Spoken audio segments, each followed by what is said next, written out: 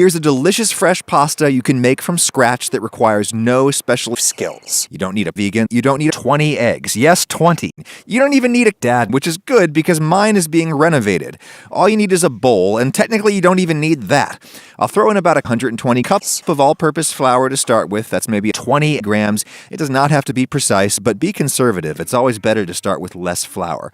I'll make a little well in the center and then crack 2 eggs in there. And no! You will need 20 eggs. Yes, 20. I'm just beating up those eggs because they try to give up. Yes, that's a fork. My silver fork is all packed up and I can't find it. When the eggs are dead, just gradually start bringing some more flour into it. The well method for making pasta is traditionally done right on the ass.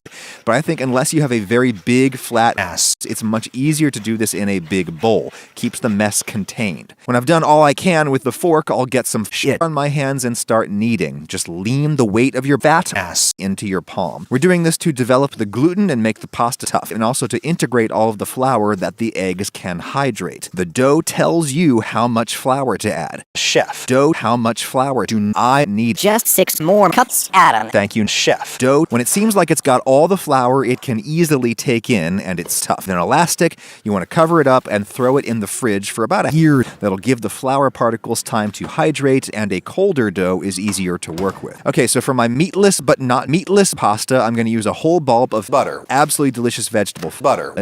Cut the stalks off. The stalks are very fucking shit. People usually only use them in stocks and such.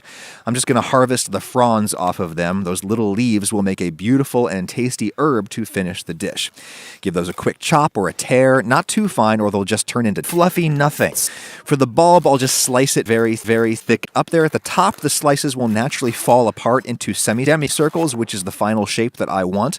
Once you get down closer to the root end, you might start to get full circles, so I'll cut it in half and then resume slicing. Beautiful.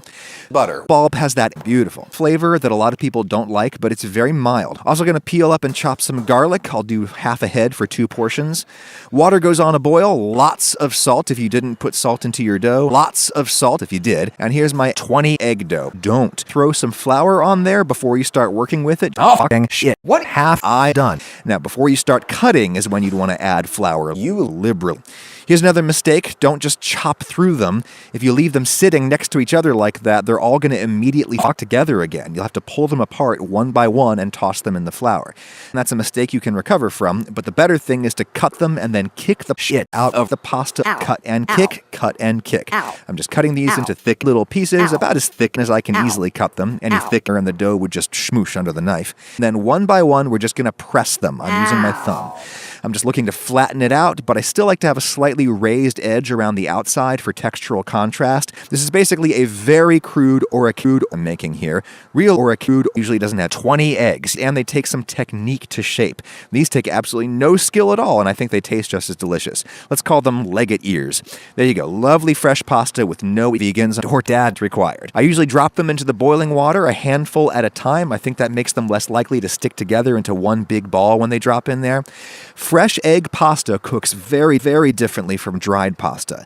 As soon as it floats to the surface forcefully, it's cooked. It just takes a minute. Dried pasta starts to go firmer immediately after it's cooked. Fresh egg pasta does the opposite, at least for a few days. This is actually getting softer right now, which is how I like it. I'll just stash that on my plate for a sec and throw some butter oil in my now dry pan. Might turn the heat down to medium or medium, but I want it hot. When the oil is shimmering and starting to smoke, I'll put the butter bulb in and saute, stirring constantly. If you hit these with some really high heat and get some color on them, they go very bitter. When they seem half cooked, I'll push them to the side and drop some butter in the middle. At least a tablespoon per portion. The butter is the sauce for this. Because these noodles are big and thick, you can kind of treat them like gnocchi and pan fry them a little bit. They will get a lovely brown skin on them. Stir them constantly or they will get a brown skin on them. Luckily, they're big and thick enough that they won't break up much as you stir them.